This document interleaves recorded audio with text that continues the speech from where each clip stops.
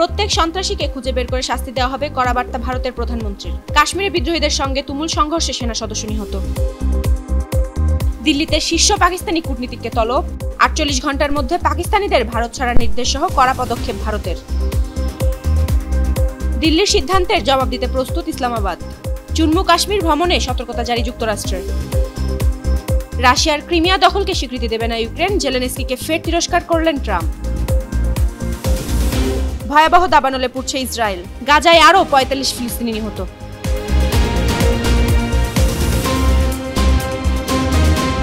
সুপ্রিয় দর্শক, উত্তর থেকে দক্ষিণ, পূর্ব থেকে পশ্চিম, বিশ্বজুড়ে প্রতিদিনের এমন বিভিন্ন খবর নিয়ে আমি সুজিতা কুণ্ডু আছি আপনাদের সাথে।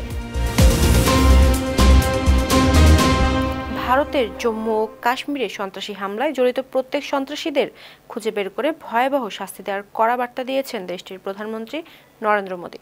বৃহস্পতিবার বিহারের মধুবনীতে একটি সরকারি অনুষ্ঠানে যোগ দিয়ে প্রধান অতিথির বক্তব্যে অপরাধীদের উদ্দেশ্যে তিনি এ বার্তা দেন। নরেন্দ্র মোদী বলেন, সন্ত্রাসীরা এমন শাস্তি পাবে যা তারা কল্পনাও করতে পারবে না।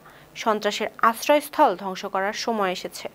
ভারতের প্রধানমন্ত্রী আরও বলেন, ভারত প্রতিটি সন্ত্রাসী এবং তাদের সমর্থকদের চিহ্নিত করবে, তাদের শাস্তি দেবে। পৃথিবীর শেষ প্রান্ত পর্যন্ত তাদের তাড়া করা হবে।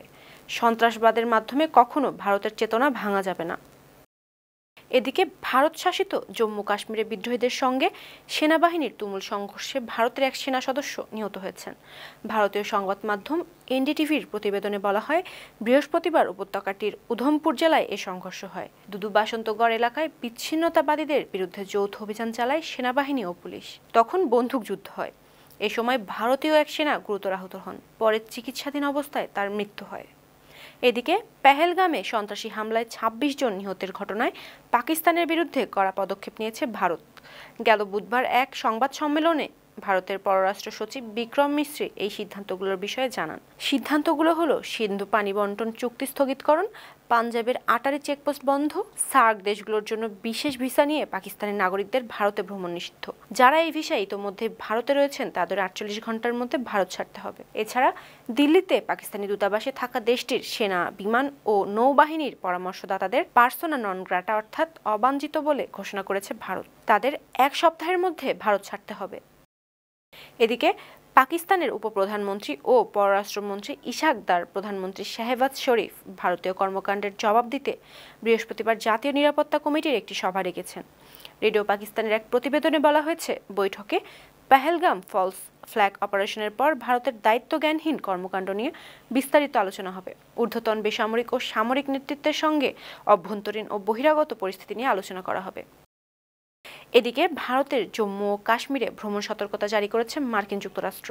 বৃহস্পতিবার এক প্রতিবেদনে এ তথ্য জানিয়েছে ভারতীয় সংবাদ মাধ্যম এনডিটিভি।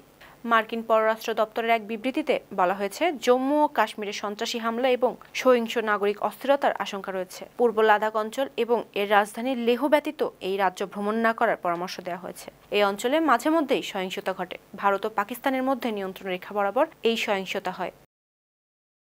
ইউক্রেন যুদ্ধ সমাপ্তির শর্ত নিয়ে আবারও বাকবিতণ্ডায় জড়িয়েছেন ইউক্রেনীয় প্রেসিডেন্ট ভলোদিমির জেলেনস্কি এবং মার্কিন প্রেসিডেন্ট ডোনাল্ড ট্রাম্প। যুদ্ধবিরতি প্রস্তাবের একটি শর্ত হিসেবে ক্রিমিয়ায় রাশিয়ার দখলদারিত্ব মেনে নিতে কিয়েভকে আহ্বান জানিয়েছিল ওয়াশিংটন। তবে ইউক্রেনের প্রেসিডেন্ট ভলোদিমির জেলেনস্কি ওই শর্তে আপত্তি জানান। বুধবার জেলেনস্কি বলেন, ইউক্রেন কখনোই রাশিয়ার কাছে ক্রিমিয়াকে স্বেচ্ছায় বিকিয়ে দিবে না। এটা তাদের সংবিধান বিরোধী। এখানে তো আলোচনার কিছু নেই। এদিকে ইউক্রেনের প্রেসিডেন্ট জেলেনস্কিকে আবারও প্রকাশ্যে তীব্র ভাষায় ভর্ৎসনা করেছেন মার্কিন প্রেসিডেন্ট ডোনাল্ড ট্রাম্প। বুধবার নিজের মালিকাধীন সোশ্যাল মিডিয়া ট্রুথ সোশ্যালে ট্রাম্প লিখেছেন, কেউ জেলেনস্কিকে ক্রিমিয়াকে রাশিয়ার অঞ্চল হিসেবে স্বীকৃতি দিতে বলছে না। তিনি যদি ক্রিমিয়া চান তাহলে 11 বছর আগে যখন ক্রিমিয়া রাশিয়ার কাছে কোনো গোলাগুলি ছাড়াই হস্তান্তর করা হয়েছিল তখন কেন লড়াই করেননি। ভয়াবহ দাবানলে পুড়ছে ইসরায়েল। তীব্র তাপ এবং প্রবল বাতাসের কারণে দেশটির বেশ কয়েকটি শহরে আগুন ছড়িয়ে পড়েছে। গেল বুধবার রাতে তুরস্কের সংবাদ মাধ্যম আনাদলু এই তথ্য জানিয়েছে।